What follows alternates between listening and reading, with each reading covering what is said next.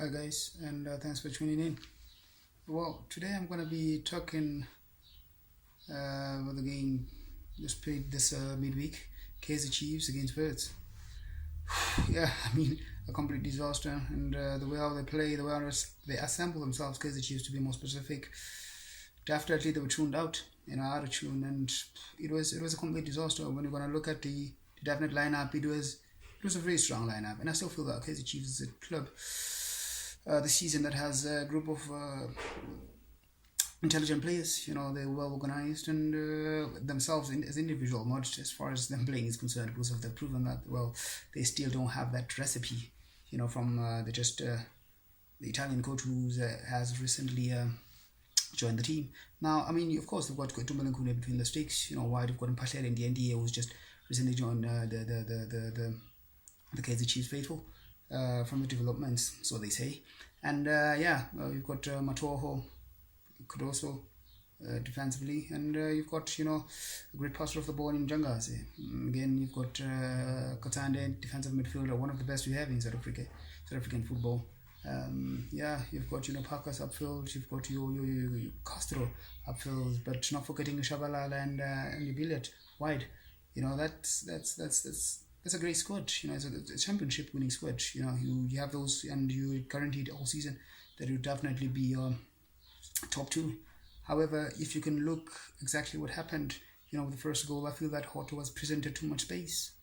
Why would they present him space though? Because they should have applied pressure. But how though? Because the last line of defense was nowhere to be seen. We've seen the last line of defense was there, but the middle line of defense was never present. Why would they just be in sixes and sevens? I feel that they were exposed. More especially, Tumalankune was definitely exposed.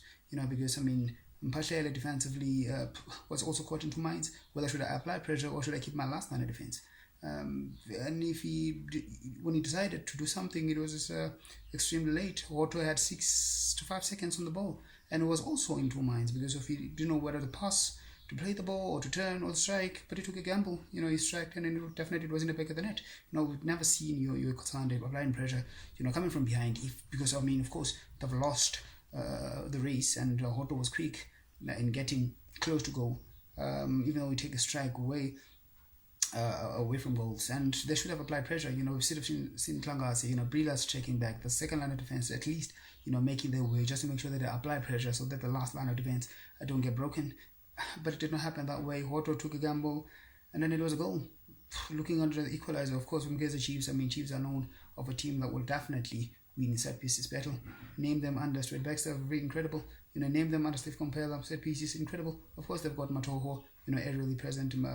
Billiard now is joined the gang, the dead ball specialist. You can name your Parker, you can name your Simpler Shabalala, who has a beautiful leg, will definitely squeeze those balls in. You've got the Castro upfield, they'll definitely have the people. They've got 60% of their squad. Aerially, will definitely win the balls, and this is even under VV. They were so incredible, in winning the dead ball situations, and they're always going to compete. However, beautiful squeezed in ball by Kama Billiard, a great touch from Castro, and definitely in the back of the net. The third goal, DND, his second battle of the game, really he lost. I mean, with that height as a defender, you definitely always going to struggle. I feel that there has to be a little bit of help. I don't know coming from where, but as a defender, you need to have that aerial presence. That would definitely help you because we've got 12 strikers, and it's always going to lose the battle. It was a beautiful ball squeezed in there from the left back of Verts, and Svisashanti, and it was definitely in the back of the net by the Zimbabwean striker. Looking into a third goal, that's a phase that would definitely never want to concede in. The third goal from Verts, which made it 3-1. Look, you never want to concede from that particular phase. We just got back from the halftime interval. Everyone has to switch on, just to show exactly what was said during the halftime interval. It didn't take even Verts 48 minutes. It was definitely in the back of the net. Very. Come on, it has to at least keep the ball because everyone's still fresh. Just show or recycle the ball, but they just chose to lose the ball quick enough, and Verts were definitely caught them on a very quick attack, and it was definitely in the back of the net. From there on, Kansas Chiefs were nowhere to be seen. They were better during the first half. I mean, you could have seen the intentions that, well, at least they're trying something. You know, they're keeping the ball. Just the game plan was kind of there, even though they've conceded 2 weak goal, or I mean, very weak goals from my point of view. But they were better. You know, came back in the second half. I thought, you know, they definitely have to come alive. They went dead.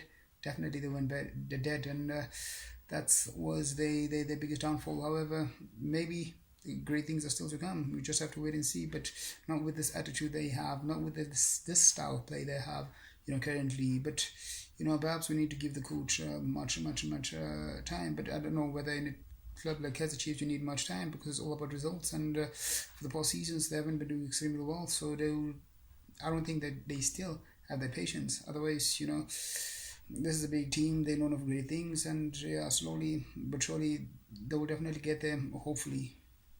Thanks for tuning in, guys.